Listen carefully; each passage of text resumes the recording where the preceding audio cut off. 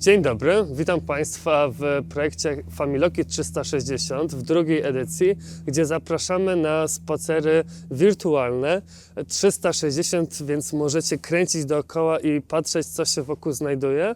Jest to projekt realizowany w ramach KPO dla kultury, a ja nazywam się Kamil Iwanicki i chciałbym zaprosić Państwa na wspólny spacer. Ja jestem przewodnikiem, badaczem, edukatorem dziedzictwa Górnego Śląska i chciałem powiedzieć parę słów o historii kolonii, w której się znajdujemy. Jesteśmy w Biskupicach, dzielnicy Zabrza, na Boziwerku, osiedlu Borsiga, które powstało ponad 150 lat temu. Jest to osiedle, które powstało dla robotników i urzędników i do dzisiaj w tych 10 rajach wciąż stoją te familoki, o których jeszcze Państwu opowiem.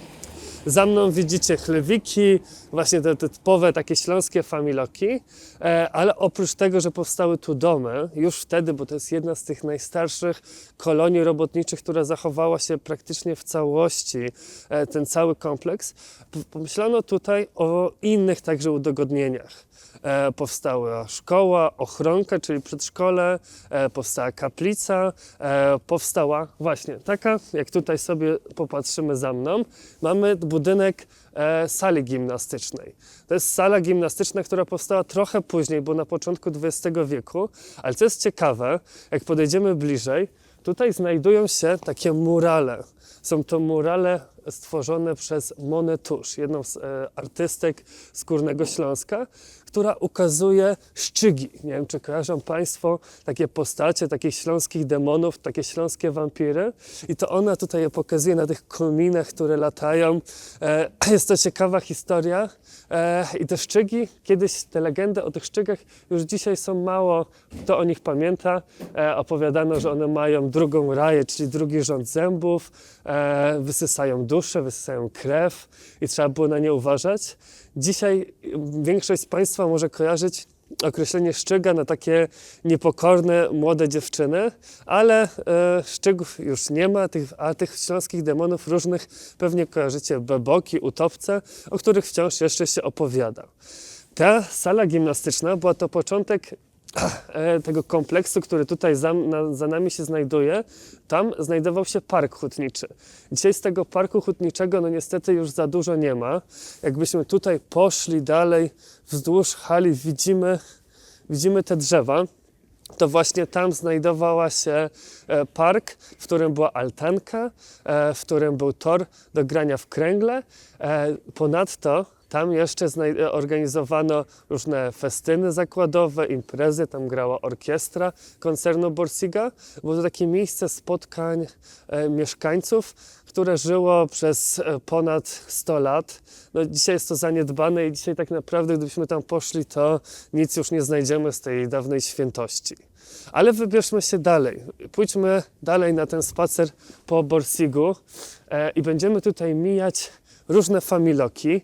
Sobie zaraz popatrzymy na prawo widzimy taki typowy familok, jeden sztok, czyli jedno piętro i takich familoków powstało tutaj 60. One powstają w latach 60.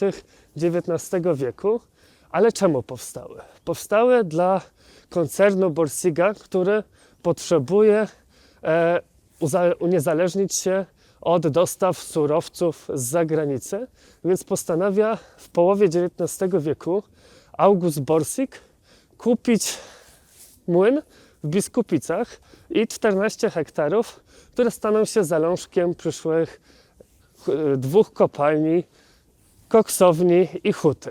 Tutaj jak się odwrócimy, mamy taką późniejszą relację przedszkola, które jest już takie powojenne, no, wpisuje się w trochę innym klimacie tego osiedla niż reszta, ale wracając do osiedla, idąc tutaj, możemy zobaczyć właśnie te typowe familoki.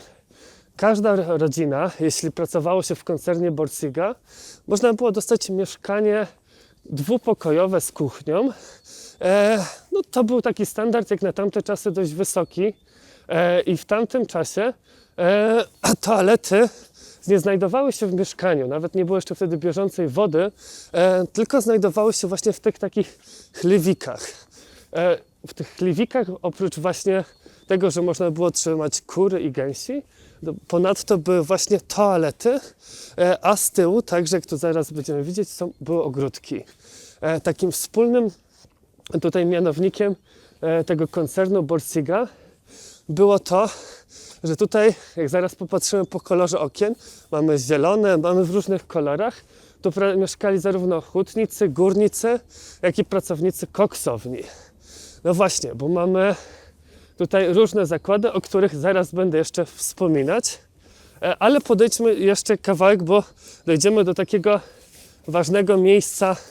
Dochodzimy powoli ulicą Świętego Wojciecha do takiego ważnego miejsca na terenie kolonii, do konsumu. Miejsca, gdzie były sklepy, ale ponadto była także gospoda hutnicza oraz budynki piekarni i rzeźni, które dzisiaj już nie służą swoim pierwotnym celom, chociaż konsum wciąż się tam znajduje. Tutaj mieszkańcy mogli po okazyjnych cenach, pracownicy zakładu, kupić sobie no właśnie jedzenie, kupić chleb. To też jest ciekawe, bo ta kolonia, w której się znajdujemy, to była taka pierwsza samowystarczalne osiedle robotnicze na Górnym Śląsku. Wcześniej, w XIX wieku, budowano zazwyczaj takie osiedla, które było kilka domów, kilka budynków przy hucie, przy kopalni, a tutaj mówimy o całym zaplanowanym osiedlu. No i właśnie, widzicie tutaj tą wyższą część, tam była właśnie gospoda hutnicza, tutaj były sklepy i to było takie miejsce, gdzie organizowano różne wydarzenia właśnie na tej sali. A tutaj z tyłu były te budynki, o których wspominałem, czyli piekarnia i rzeźnia. Samo osiedle tutaj było ulokowane zaledwie kilka minut piechty od koksowni i huty, więc mieszkańcy mogli z piechotą dojść do pracy. Gdybyśmy poszli tam wzdłuż ulicy Zamkowej, tam znajdowało się wejście do zakładu. I tak jak wspominałem, mamy napis konsum, czyli właśnie te sklepy, które w wielu koloniach robotniczych powstawały. No i właśnie tutaj mamy jeden z nich. Tutaj też mamy ankry, czyli takie zabezpieczenia przed szkodami górniczymi. A my jesteśmy, które wzmacniały na wypadek szkód górniczych. Można je znaleźć na wielu budynkach na osiedlu. Tutaj są to takie płyty, tutaj też są szyny, więc one powstawały, żeby te budynki były wytrzymałe mimo tego, że ta ziemia osiadała. Koncern Borsiga składał się z kopalni Hedwig-Wunsch, czyli życzenie Jadwigi, później Ludwigsglück, czyli szczęście Ludwika, huty stali i żelaza oraz koksowni. Te zakłady, one przez lata zatrudniały tysiące osób i taki swój szczyt miały przed I wojną światową, gdzie zatrudniały 8 000 osób. No ale właśnie ten August Borsig, który zaledwie rok po kupieniu tutaj tych terenów w Biskupicach, on umiera nieszczęśliwie, co sprawia, że jego syn Albert przejmuje i on rozwija ten zamysł syna i to on był tym takim głównym twórcą osiedla. Co też warto dodać, że do dzisiaj jeszcze znajdują się pozostałości tego koncernu w Berlinie, bo tam była główna siedziba. W tym połowie XIX wieku było to w Moabicie, w dzielnicy Berlina i tam produkowano maszyny parowe, produkowano lokomotywy i właśnie ten koncern Borsiga zaczął w latach 50., 60. być dostawcą lokomotyw dla kolei w całej Europie, między innymi dla kolei warszawsko-wiedeńskiej czy kolei górnośląskiej i była to jedna z największych firm w Europie, a z czasem w latach 70., gdy to osiedle już stało, była to największa firma produkująca no właśnie dla kolei w całej Europie, a druga na świecie.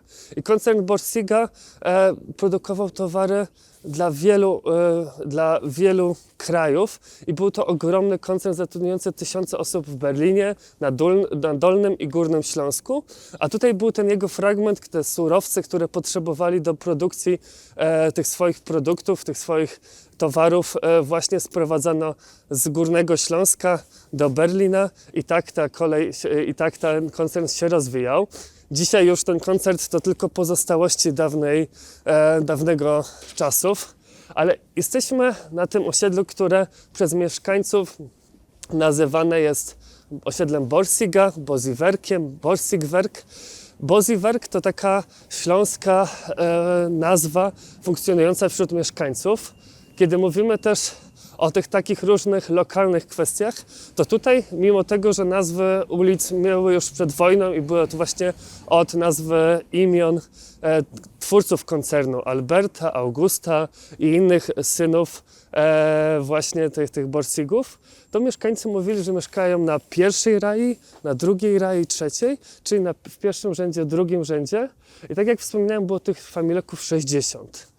I tutaj mieszkało mnóstwo rodzin. Musicie sobie wyobrazić, że oprócz tego, że jak wspominałem o tych 55 metrach kwadratowych, te rodziny wtedy miały często po 6, 7, 8, a nawet były historie o 10 dzieci, co powodowało, że tutaj było mnóstwo tych ludzi, którzy żyli, te podwórka, dzisiaj jest mroźno, więc jest bardzo mało ludzi, ale było to miejsce, które było pełne życia i na takich murkach, tak jak przed chwilą tutaj widzieliśmy na schodkach, często spędzano wspólnie czas i było to takie miejsce, gdzie wychodziło się na klachy, czyli na pogawędki, gdzie rozmawiano.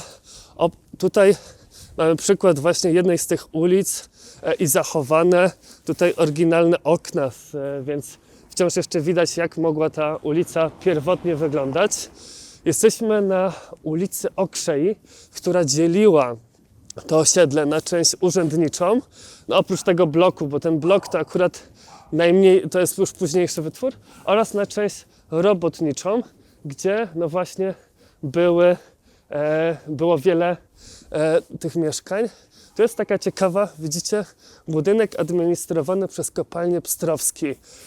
To była nazwa powojenna kopalni, nazwana na cześć przodownika pracy, który w latach powojennych pracował właśnie tutaj w kopalni i on był jedną z pierwszych osób, która zachęcała do współzawodnictwa. Wincent Pstrowski jest osobą dzisiaj dość kontrowersyjną. Mówi się o tym, że był ofiarą swojego losu i tragicznie dość szybko umarł. No i właśnie po jego śmierci, na jego cześć, ta kopalnia została przemianowana z Jadwigi na kopalnię Pstrowski. Dzisiaj już ta kopalnia nie fedruje, dzisiaj jedynie z tego dawnego koncernu Borsiga zachowała się koksownia, która wciąż działa. Tutaj, o czym jak sobie idziemy, warto powiedzieć, że właśnie między domami, oprócz tego, że były te chliwiki i haźle, czyli te toalety, jak to się na Śląsku godo, które no właśnie na jeden sztok, czyli na jedno piętro przysługiwał jeden taki haziel, co powodowało, że często dochodziło do kłótni, że była haja, że ktoś siedzi za długo w toalecie, no i próbowano sobie jakieś radzić. Dzisiaj oczywiście te mieszkania są już zmodernizowane, są to mieszkania nowoczesne, a tutaj między domami, na tych placach, na tych podwórkach były ogródki, gdzie mieszkańcy mogli spędzać wspólnie czas i hodowali jakieś małe, trochę warzyw i owoców na własny użytek. Idziemy sobie wzdłuż właśnie tej ulicy Okrzei, patrząc na tą taką architekturę typowo śląską, te ceglane domy, tak bardzo typowe, tak bardzo śląskie. Osiedle te jest takim przykładem tej właśnie architektury patronackiej, których w wielu miastach możecie znaleźć i kiedy wyobrażamy sobie na Górnym Śląsku familoki, to często właśnie patrzymy w ten sposób, jak tutaj. I tutaj stojąc na kolejnej ulicy, na jej końcu możemy zobaczyć ten budynek ochronki, o której wspominałem, czyli budynek przedszkola, który był prowadzony przez zakonnicę. Przejdźmy sobie na drugą stronę ulicy i tutaj widzimy budynki już, gdzie mieszkali urzędnicy. Te mieszkania miały znacznie wyższy standard, były one także, miały często już podłączenie do bieżącej wody. Mówi się też o tym, że gdy koncern Borsiga budował tutaj to osiedle, to część z tych właśnie urzędników i tych pracowników nadzoru była sprowadzona z Berlina, co spowodowało, że na osiedlu powstała także,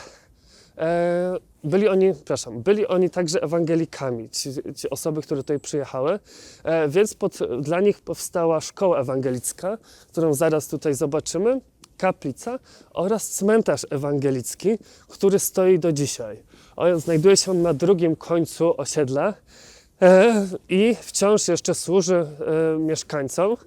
Tuż obok, na drugim końcu osiedla jest Bytomka, to taka śląska rzeka, która w latach 20. i 30. w okresie międzywojennym była tą rzeką graniczną. Tutaj też ona była wykorzystywana do szmuglowania, do przemycania różnych towarów. Tutaj na osiedlu Borsiga także mieszkańcy wspominali o tym, że były szambo. Nie było hasioków, bo wtedy tak naprawdę bardzo śmieci było produkowanych, więc to osiedle było bardzo, jakbyśmy dzisiaj powiedzieli, ekologiczne, ale oczywiście się to zmieniało i też to osiedle było tym miejscem, gdzie różne opowieści krążyły. Na końcu, oprócz tego, że jeśli pracowało się na osiedlu, to miało się zapewnione, jeśli pracowało się w koncernie Borsiga, to miało się zapewnione mieszkanie. Ale gdy na przykład ojciec czy mąż umierał, wówczas żony mogły zamieszkać w barakach wdowich, co było takim zapewnieniem dla nich tego bytu. Tutaj widzimy właśnie tą taką jedną z kolejne raje familoków, które się zachowały do dzisiaj z tymi chlewikami, które stają pomiędzy nimi, ale gdy się odwrócimy, wchodząc na tą część urzędniczą, możemy zobaczyć jeden z najbardziej okazałych budynków. I tak jak wspominałem, jest ta nazwa Bosiewerk, która funkcjonuje wciąż do dzisiaj wśród mieszkańców. I stoi budynek bardzo ciekawy. Jest to budynek dawnej szkoły ewangelickiej, gdzie na pierwszym piętrze, tam gdzie są takie zabite deskami okna, znajdowała się kaplica ewangelicka. Ta kaplica ewangelicka już dzisiaj nie funkcjonuje. Większość ewangelików wyjechała z Zabrza, z Biskupic w latach 70., 80. w trakcie wielkiej migracji z Górnego Śląska, ale wciąż tam od czasu do czasu organizowane są wejścia i wciąż przypomina się o historii tego miejsca.